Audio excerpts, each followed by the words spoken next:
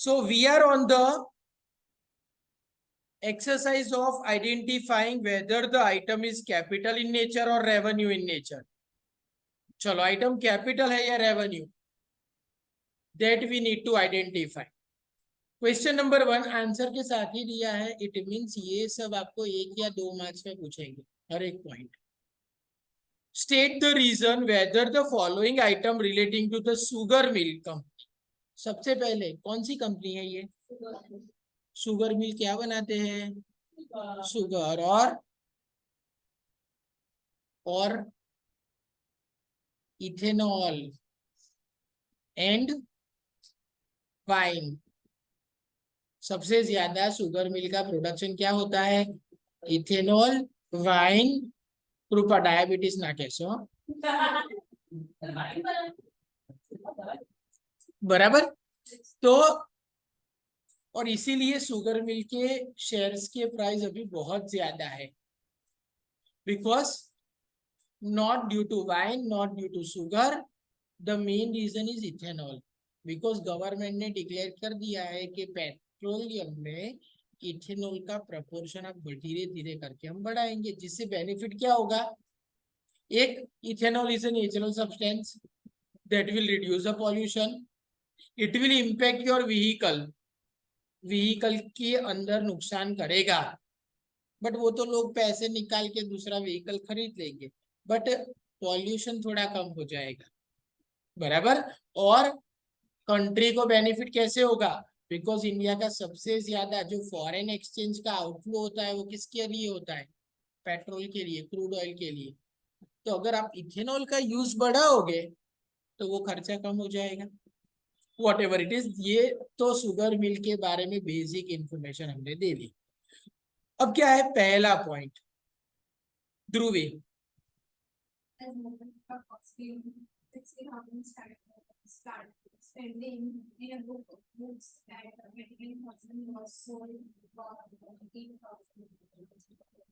कितने का एसेट था हमारा? हमने बेचा कितने में? 48 में. तो ये पैसे आपको एक बार मिलेंगे या बार बार? तो एक ही बार पैसे मिलते हैं उसको आप क्या कहते हो? पैसे मिलना मीन्स रिसिप्ट या रिसिप्ट हुई. एक ही बार मिलता है वो कैपिटल रिसिप्ट हुई.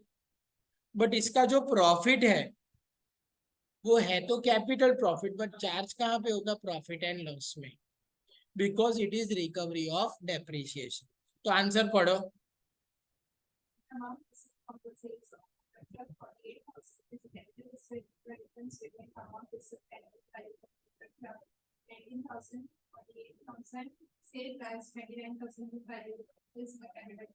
बराबर. बट उसके बाजू में लिख के रखो भले ये कैपिटल प्रॉफिट है बट क्रेडिट कहाँ होगा? प्रॉफिट एंड लॉस में. तो credit to profit and loss account.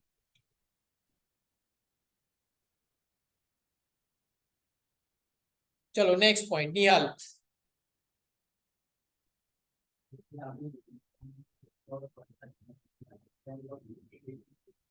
Okay आपने शेयर इश्यू किए.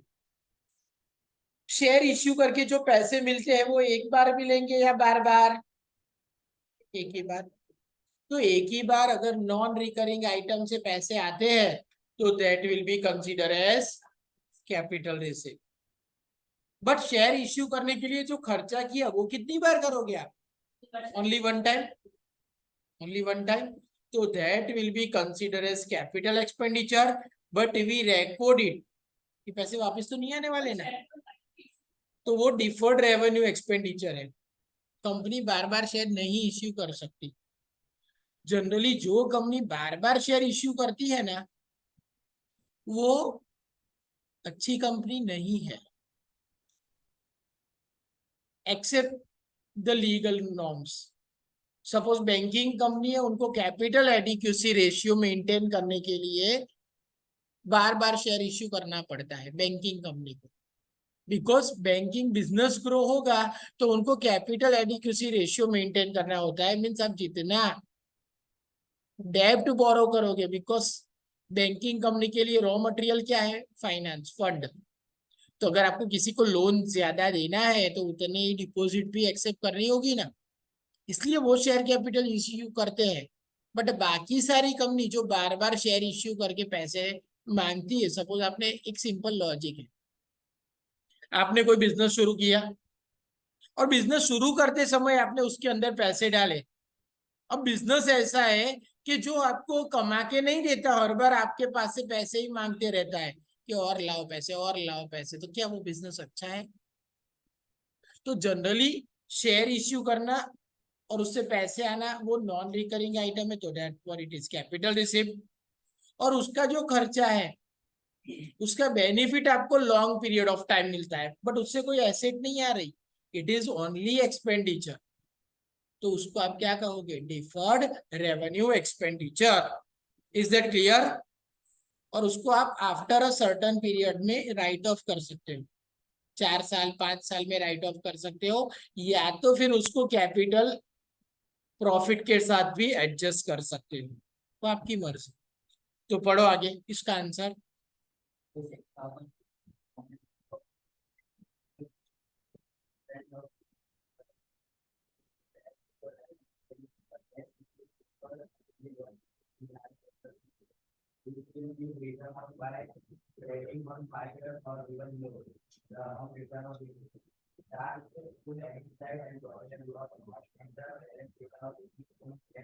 तो जो अमाउंट आप राइट ऑफ करते हो उसको कहाँ डेबिट करते हो? प्रॉफिट एंड लॉस में।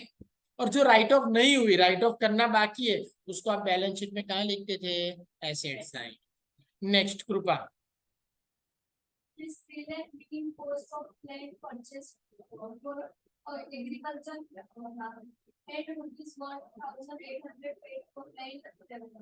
चलो आपने जमीन परचेज की, लैंड परचेज किया, तो उससे क्या है आपके पास? एसेट आई ना। अगर एसेट बाय करने का खर्चा है तो capital expenditure. But land revenue means आपकी जमीन है तो उसके ऊपर आपको महसूल चुकाना होता है, टैक्स चुकाना होता है, वो तो हर साल होता है ना, तो that is revenue expenditure. Clear? पढ़ो आंसर।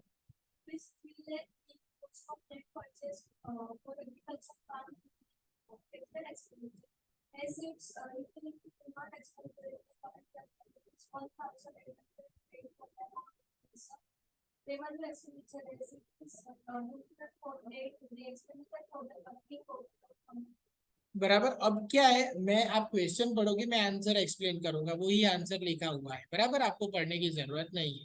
चलो प्रथम,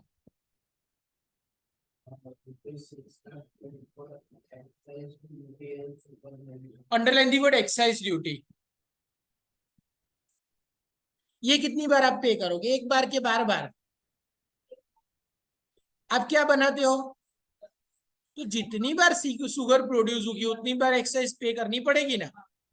तो ये रिकरिंग एक्सपेंस हुआ, एंड रिकरिंग एक्सपेंस को हम क्या कहते हैं? Revenue expenditure. उसके बाद नेक्स्ट कृषा,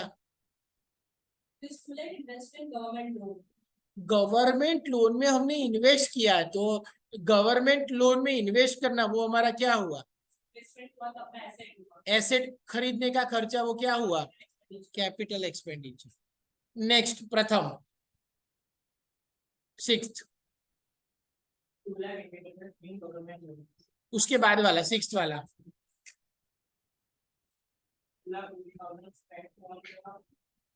कंस्ट्रक्शन।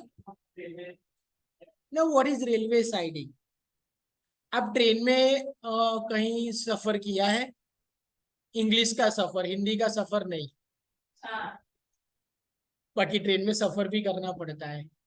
तो ये हम जो इंग्लिश वाला सफर करते हैं, हिंदी वाला सफर करते हैं, इंग्लिश वाला नहीं, तो उसके अंदर आप नवायार्ड के पास से जाओगे ना, तो आपको कुछ रेल की पटरी सीधी रिफाइनरी में जाती दिखेगी,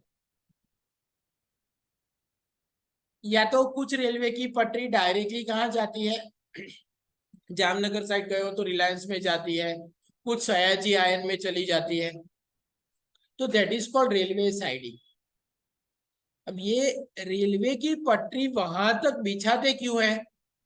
बिकॉज कंपनी को डायरेक्टली अपनी चीजें मटेरियल वहां पे मिल जाए, उनको और कोई ट्रांसपोर्टेशन का खर्चा ना हो।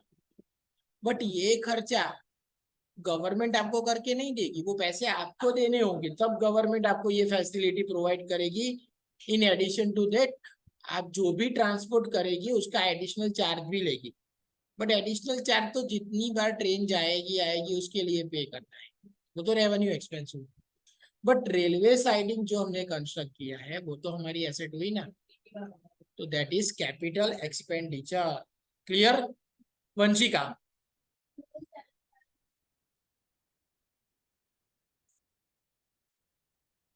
Underline the word erection. Erection means construction या एस्टैब्लिश करना। तो मशीन को एस्टैब्लिश करने के लिए आपने ये खर्चा पे किया, कितनी बार पे करोगे? एक ही बार।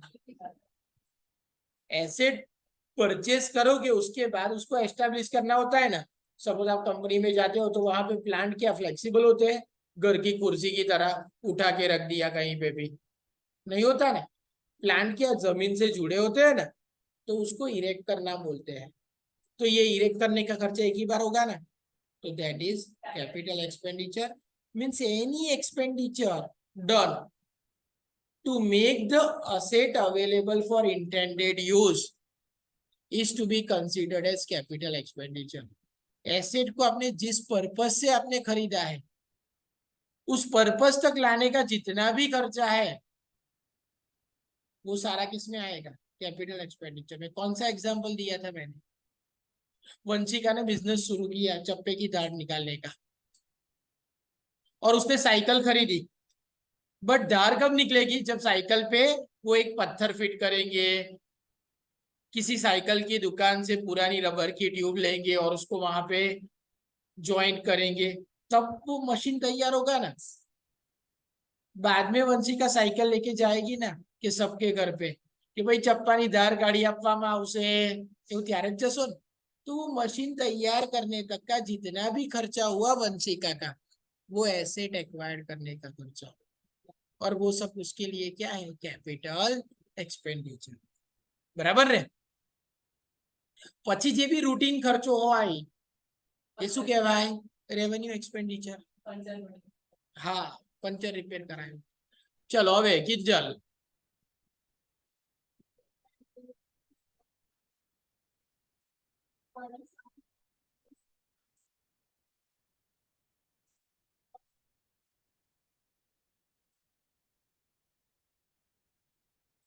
चलो हमने फर्नीचर कितने का था हमारा? 1500 का। बेचा कितने में? कितना पैसा आया? पैसा तो आया ना 1000, तो that is capital receipt. But जो लॉस हुआ वो लैक ऑफ डेप्रिसिएशन की वजह से हुआ, इसलिए उसको आप रेवेन्यू लॉस कंसीडर करोगे और उसको हम प्रॉफिट एंड लॉस में डेबिट करेंगे। मगर आपने जो नया मशीन परचेस किया, कितने का परचेस किया? उसका इंस्टॉलेशन का खर्चा कितना हुआ? तो 20,200 वो एसेट खरीदने का खर्चा हुआ। तो ये हमारा कैपिटल एक्सपेंडिचर हुआ। कैपिटल एक्सपेंडिचर की खासियत क्या है? उससे एसेट क्रिएट होती है। क्लियर? उसके बाद नेक्स्ट किरण।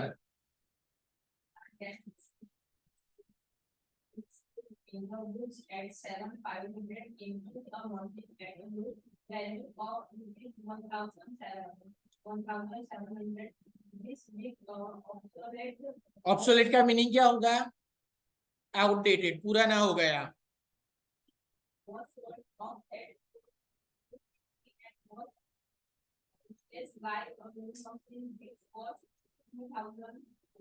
$400। चलो अब यहाँ पे क्या है? कितने का प्लांट में मशीनरी था? 1700 का। सोल्ड किया 450 में, पैसे एक ही बार आएंगे ना, that will be a capital receipt. 1700 की मशीनरी 450 में बेची तो लॉस कितना हुआ? 1250। ये लॉस क्यों हुआ? Lake of depreciation. तो उसको रेवेन्यू लॉस गिनना चाहिए और प्रॉफिट एंड लॉस डेबिट करेंगे। बराबर? अब उसके बदले में हमने नया मशीन खरीदा, कितने का? उसको आप कैपिटल एक्सपेंडिचर करोगे। बराबर? तो यहाँ पे कॉन्ट्रावर्शियल स्टेटमेंट लिखा है। ऊपर लिखा है loss on sale of machinery capital loss, और नीचे लिखा है सेकेंड पॉइंट में It is loss due to less charging of depreciation and which is revenue loss. तो ऊपर जो कैपिटल लॉस लिखा है ना वहां पे रेवेन्यू लॉस कर दो.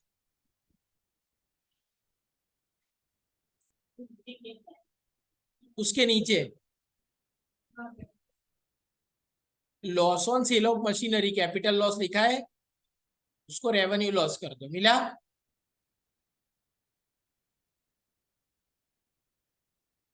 Now fill in the blanks.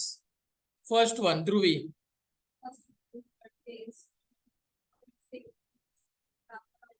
आप बेचने के लिए गुड्स खरीदते हो, वो कितनी बार खरीदोगे, एक बार या बार बार? तो रेवेन्यू एक्सपेंडिचर कृपा फरी वाचो.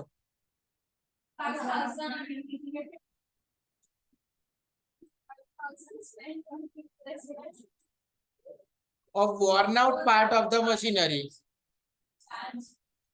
Suppose કૃપાનો એક સ્ક્રૂ મગજ ના કૃપાના મશીનનો સ્ક્રૂ ઢીલો થઈ ગયો, તો એની જગ્યાએ આપણે શું કર્યું, મશીનનો સ્ક્રૂ બીજો નાખ્યો, તો એ શું કહેવાય, રેવન્યુ એક્સપેન્ડિચર. પછી પ્રથમ third one.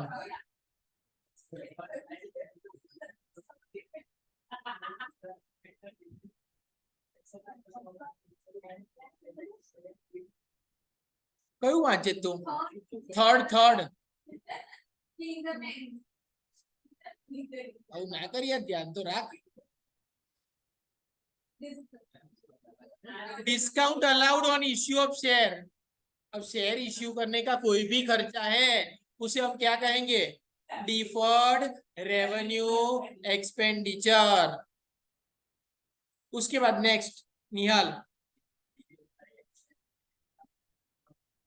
Preliminary expense mean business का फॉर्मेशन का खर्चा, ये भी एक बार होगा बट वो पैसे वापस नहीं मिलने वाले, therefore deferred revenue expenditure. Write off करीशु, धीरे धीरे करेंगे. हाँ, तो डिफर्ड रेवेन्यू था इसलिए उसका कन्वर्जन हमने रेवेन्यू कर दिया. बीजो प्रथम ये पहलो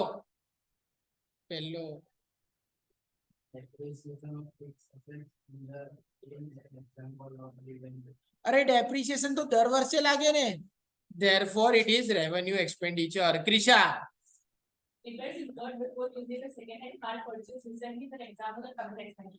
भाई before using a second hand plant, और मैंने डेफिनेशन क्या दी थी, any expenditure done to make the asset available for intended use.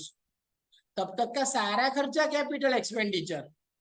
Even आप नया बिल्डिंग कंस्ट्रक्ट कर रहे हो फैक्ट्री के लिए और उसके लिए आपने लोन लिया है, तो जब तक फैक्ट्री में कंस्ट्रक्शन कंप्लीट होके ऑपरेटिंग एक्टिविटी का काम शुरू नहीं होता, जब तक फैक्ट्री बंद नहीं जाती, तब तक उसका इंटरेस्ट भी कैपिटल एक्सपेंडिचर होगा.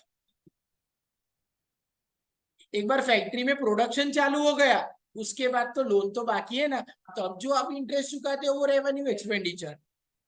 बट प्री कंस्ट्रक्शन पीरियड का इंटरेस्ट है वो कैपिटल एक्सपेंडिचर हुआ है. मीन्स फैक्ट्री का कंस्ट्रक्शन कंप्लीट हुआ उससे पहले का इंटरेस्ट है ने. તમે સપોઝ ઘર લો તો ઘરની અંદર તમે સપોઝ અમુક અમાઉન્ટ પે કરો, 20% પે કરો બિલ્ડરને, એ તમે કાઢો, 80% ની લોન એપ્લાય થઈ. કન્સ્ટ્રક્શન થતા 3 વર્ષ લાગ્યું તો બિલ્ડર તો વચ્ચે વચ્ચે પૈસા માંગશે કે નહીં માંગે, તો એને બેંક પેમેન્ટ કરશે કે નહીં કરે. તો બેંકે પેમેન્ટ કર્યું તો બેંક એવું થોડી કહેશે કે ભાઈ તમે રહેવા જાઓ પછી વ્યાજ ગણીશ, તો એવુંથી તમારે હું વ્યાજ ગણવાનું નથી એવું કહેશે, તો વ્યાજ તો ગણશે ને. તો એ ઇન્ટરેસ્ટ નો ખર્ચો શું કહેવાય, પ્રી કન્સ્ટ્રક્શન પીરિયડ નો interest. and that expense is to be capitalized, means it is included in the cost of the asset. પણ revenue expenditure means day to day running expense. અને કેપિટલ એક્સપેન્ડિચર કોને કહેવાય, કોઈ પણ asset ને ઇન્ટેન્ડેડ use સુધી તૈયાર કરવાનો ખર્ચો. તો આપણે બિલ્ડિંગ ને કન્સ્ટ્રક્ટ કરાવી છે, તો હજી બિલ્ડિંગ કન્સ્ટ્રક્ટ થયું નથી, તો હજી પ્રોડક્શન ચાલુ નથી થયું, રેવન્યુ અર્નિંગ એક્ટિવિટી થઈ નથી તો ત્યાં સુધીનો ખર્ચો તો કેપિટલ એક્સપેન્ડિચર કહેવાય ને. ત્યાર પછી નેક્સ્ટ વંશિકા.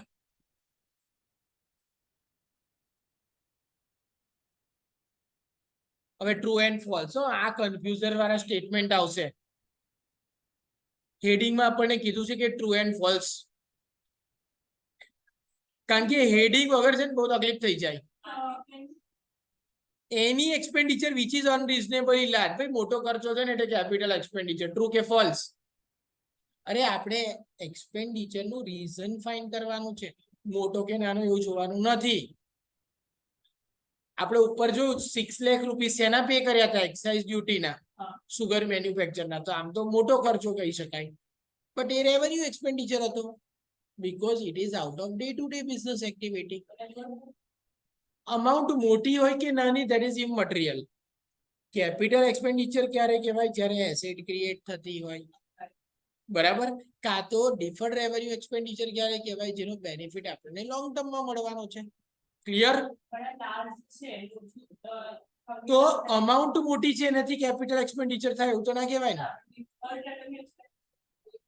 આપણને એવું નથી કીધું. તો એનો અહીંયા એવું ક્યાં કીધું છે કે એનો બેનિફિટ આપણને લોંગ પીરિયડ ઓફ ટાઈમ મળે છે. ચલો ત્યાર પછી Kinjal.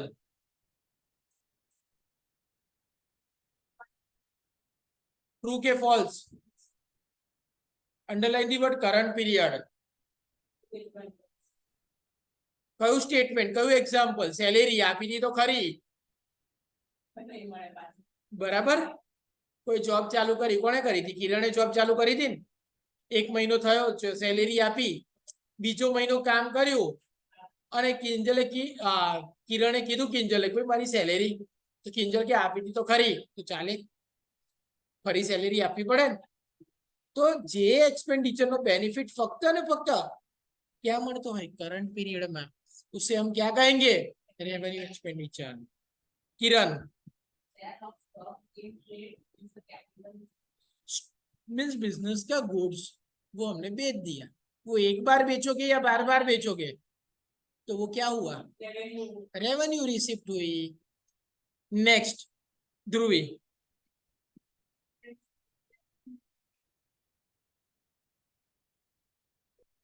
Yes definitely capital expenditure का बेनिफिट आपको लॉन्ग पीरियड ऑफ टाइम मिलता है. नेक्स्ट कृपा.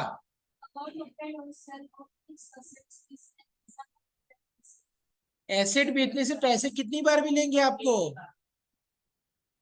एक बार या बार बार? एक ही बार. तो वो क्या हुआ? कैपिटल रिसिप्ट या revenue receipt? Capital receipt.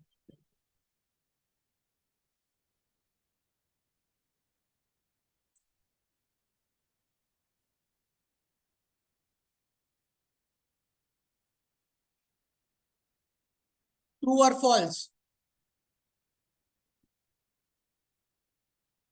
Revenue expense का बेनिफिट आपको फ्यूचर में नहीं मिलेगा. True or false? True. Okay Vanshika, आपने कौन सा स्टेटमेंट पढ़ा अभी? 6. Revenue expenditure is not intended to benefit for future period. तो it is true. Revenue expenditure का बेनिफिट आपको कब मिलेगा? सिर्फ और सिर्फ करंट पीरियड में. उसके बाद नेक्स्ट कृषा.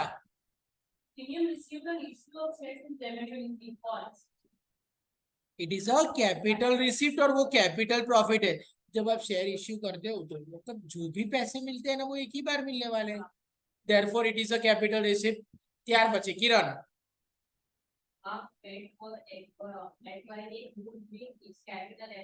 गुडविल क्या है? बट वो एसेट तो है ना. तो अगर वो एसेट है तो एसेट बाय करने का खर्चा क्या हुआ हमारा? Capital expenditure. किंजल.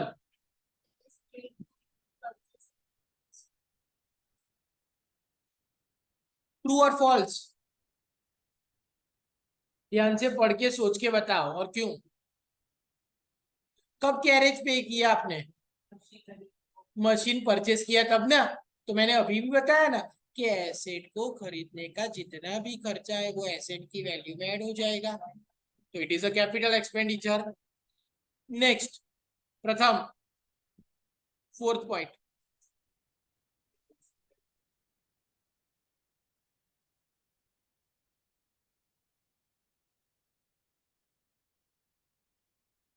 तो वेजेस पे किए हैं नई मशीनरी परचेस करने के लिए, वो हम कहाँ पे डेबिट करेंगे? मशीनरी अकाउंट में, because it is capital expenditure.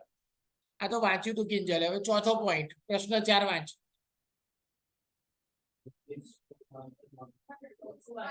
Heading heading वांच।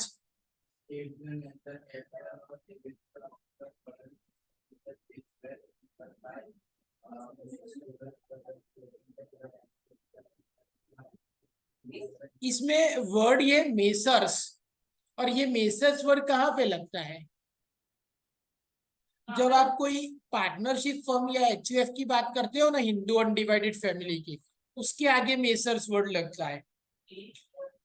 तो सूरज ब्रदर्स ने पूरे साल में जो भी खर्चे किए वो आपको दे दिए, आपको हिसाब दे रहा है सूरज ब्रदर्स, तो आपको बताना है कि वो कैपिटल एक्सपेंडिचर है या रेवेन्यू एक्सपेंडिचर। फर्स्ट वन,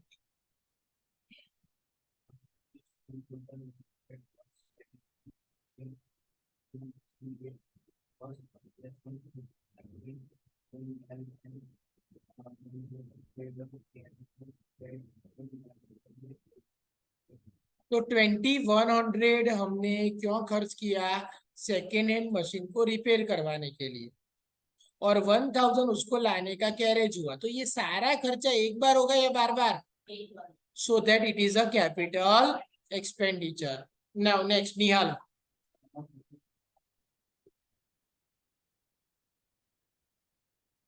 कोई एम्प्लॉय रिटायर्ड हुआ और उसको कॉम्पेंसेशन पे किया, तो बिजनेस में से एम्प्लॉय रिटायर्ड कब हो? एक बार या बार बार? अरे बार बार हाँ, बट रमेश भाई के बाद महेश भाई, महेश भाई के बाद सतीश भाई, तो ये तो बिजनेस का डे टू डे एक्सपेंडिचर हुआ ना। तो वो क्या हो गया? रेवेन्यू एक्सपेंडिचर क्या हुआ? रेवेन्यू एक्सपेंडिचर प्रथम,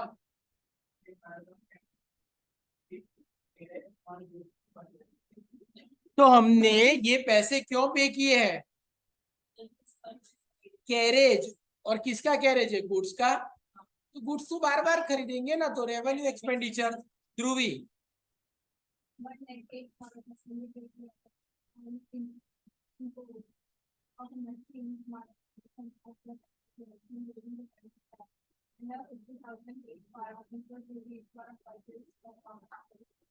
तो 1 लाख रुपए किसके लिए हमने पे किए?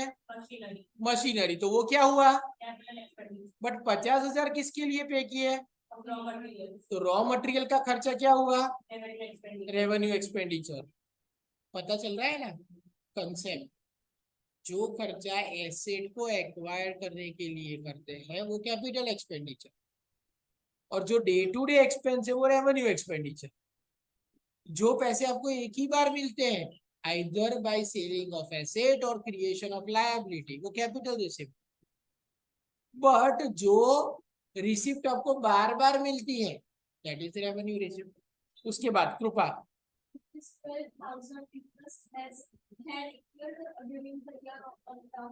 loan obtained and utilized for the construction of factory building and purchase of machineries.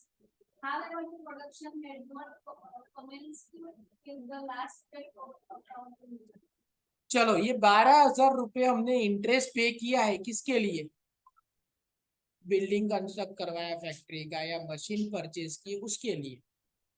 But last line underline करो, the production had not commenced, means अभी तक फैक्ट्री हमारी रेडी नहीं है। तो फैक्ट्री को रेडी करने का जितना भी खर्चा है वो एक बार होगा या बार बार? तो वो क्या हो जाएगा? Capital expenditure.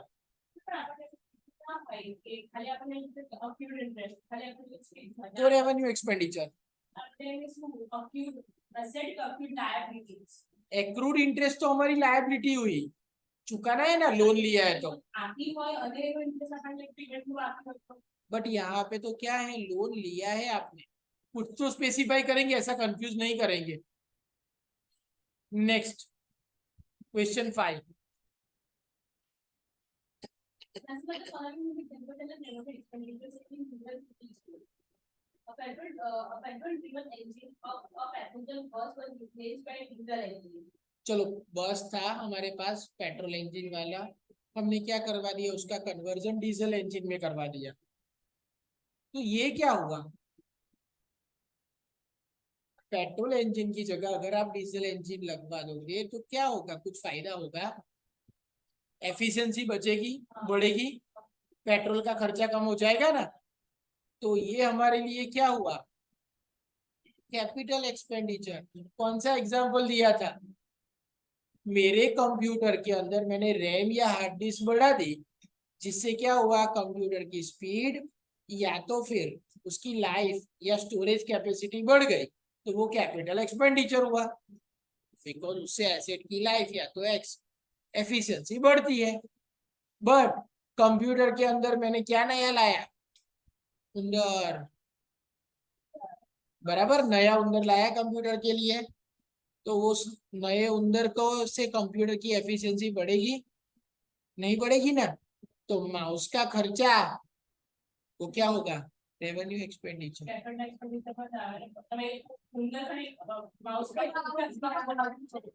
अरे ऐसा नहीं, माउस तो एक्सेसरीज है ना, वो बिगड़ भी सकता है, उसको रिप्लेस करके नया लाए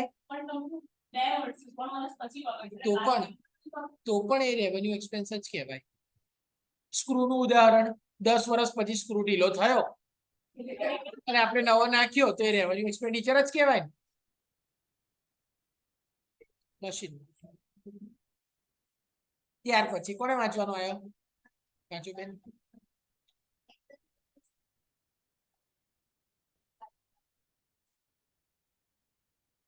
ultimate did not result in success.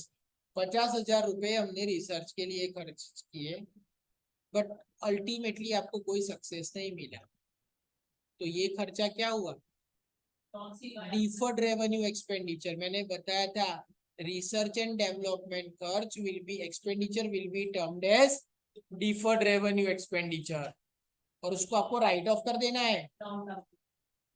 Next Kinjal.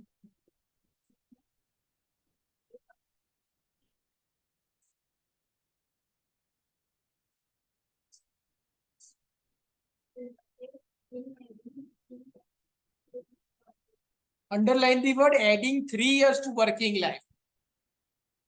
तो ये खर्चा करने से क्या हुआ, मशीन की लाइफ बढ़ गई ना, तो कौन सा खर्चा, कैपिटल एक्सपेंडिचर. किरण.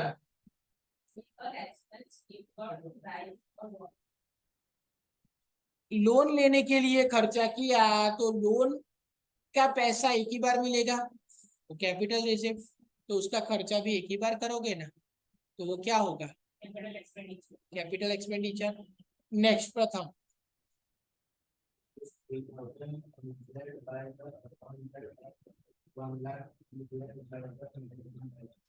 एमजेड मीन्स चोरी करना. अकाउंटेंट 3,000 रुपए ले गए, और अकाउंटेंट लिया तो अब मैनेजर बोलेगा तू अकेला लेगा तो नहीं चलेगा, मैं भी ले जाऊंगा, तो मैनेजर 1 लाख ले गया, तो इसे क्या कहते हैं, हाँ, एक व्हाट्सएप पे मैसेज आया था, कुछ लोग बैंक में चोरी करने जाते हैं, तो वो चोरी करके आते हैं, तो चोरी करने के बाद वो घर पे आके पैसे गिनने की सोचते हैं, तो लीडर बोलता है कि एक काम करो, अभी क्यों गिनना है, कल सुबह न्यूज़पेपर में पढ़ लेंगे कि हमने कितने की चोरी की. तो न्यूज़पेपर में वो लोग देखते हैं कि बैंक में से 1 करोड़ रुपए की चोरी हो गई. उसके बाद वो चोर वहां पे गिनते हैं कि कितने की चोरी हुई, तो वो काउंट करके देखते हैं तो कि 20 लाख की ही चोरी थी. तो न्यूज़पेपर में 1 करोड़ देखा, तो वहां पे बैंक का जो डायरेक्टर था उसने बताया कि अब तक जो हमने 80 लाख रुपए ऐसे करके सब गोल गोल घपले किए है ना, वो इस चोरी में डाल के एडजस्ट कर लेते हैं. तो अकाउंटेंट ने या फिर मैनेजर ने कोई चोरी की ना, वो part of a revenue activity होगा, तो रेवेन्यू लॉस गिनेंगे आप उसको. उसके बाद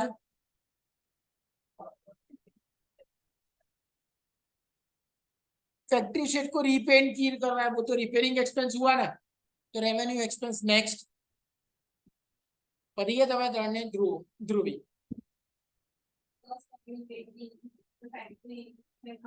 આ ફરીને વાંચો યાર, બીજું વાંચો, એ વાંચી કાઢ્યું એને પ્રથમે, પણ હું તો એ સમજાયું ને।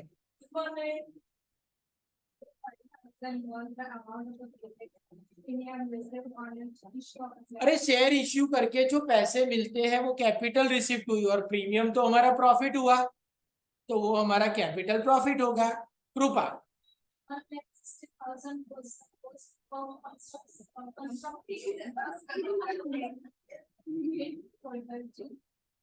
नया बिल्डिंग बनाया बच्चों के लिए, तो एक खर्चा ये कैपिटल एसेट क्रिएट हुई ना, तो वो क्या हो गया, कैपिटल एक्सपेंडिचर। हाँ वांचो वांचो।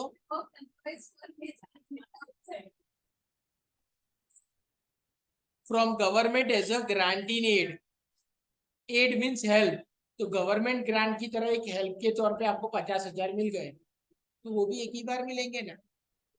तो जो स्कूल का बिल्डिंग बनवाया वो कैपिटल एक्सपेंडिचर, और जो गवर्नमेंट ग्रांट मिली, जो हेल्प मिली, वो क्या हुई, कैपिटल रिसिप्ट। नेक्स्ट, गवर्नमेंट ने क्यों ग्रांट दी आपको, डे टू डे एक्सपेंस के लिए या एसेट को बनाने के लिए, तो ये कैपिटल रिसिप्ट हुई। But day to day activity में अगर गवर्नमेंट ग्रांट देती है तो वो रेवेन्यू रिसिप्ट हुई। फॉर एग्जांपल, गवर्नमेंट ने टाटा मोटर्स को ग्रांट दी थी यहाँ पे प्लांट एस्टेब्लिश करने के लिए, तो वो उसके प्रोडक्शन के ऊपर ग्रांट मिलती थी, जितनी वो नैनो बनाएगा उसको नैनो की कॉस्ट के ऊपर कुछ ग्रांट मिल रही थी, तो वो क्या होगा, रेवेन्यू रिसिप्ट। बट अगर कोई एसेट एक्वायर करने के लिए, एसेट बनाने के लिए आपको ग्रांट मिलती है, तो वो क्या होता है, कैपिटल रिसिप्ट। फॉर एग्जांपल, आज ही न्यूज़पेपर में पढ़ा, गुजरात के अंदर सबसे ज्यादा वो क्या, प्रधानमंत्री आरोग्य कार्ड ऐसा कुछ आता है ना, आयुष्मान कार्ड, वो सबसे ज्यादा कब इश्यू हुए, कहाँ पे इश्यू है, तो क्या गुजरात में। मीन्स गुजरात में बहुत सारे लोग ऐसे हैं जो मेडिकल फैसिलिटी और उसको एडॉप्ट नहीं कर सकते, इसलिए सबसे ज्यादा गरीब गुजरात में है। और ये आयुष्मान कार्ड पे तो जितने लोग कुछ भी काम करवाते हैं ना, एक्चुअली दे आर अकॉर्डिंगली बहुत रिच होते हैं। सही है। हाँ, अभी नाम नहीं दूंगा, बट एक लोगों ने अपना बाईपास सर्जरी और वो सब करवाया यहाँ पे बाइला लमीन में, और उसका ओवरऑल कॉस्ट नियर 10 लाख जितना हुआ, बट वो उसका कहाँ से हुआ, आयुष्मान कार्ड से हुआ। और एक्चुअली वो बंदा इतना कैपेबल है कि वो ये पैसे भर सकता है, इवन उसके पास तो मेडिक्लेम भी है, बट मेडिक्लेम फ्यूचर में काम लगे इसलिए आयुष्मान कार्ड चलता है, तो वो वहां से काम कर। तो ये आयुष्मान कार्ड की बात इसलिए कि हॉस्पिटल को पर ऑपरेशन जो भी पैसे मिलते हैं एज अ गवर्नमेंट ग्रांट, वो क्या हो जाएगा, रेवेन्यू रिसिप्ट हो जाएगा। बट हॉस्पिटल बनाने के लिए अगर पैसे मिले हैं गवर्नमेंट, तो क्या हो जाएगा, कैपिटल। तो ये कैपिटल और रेवेन्यू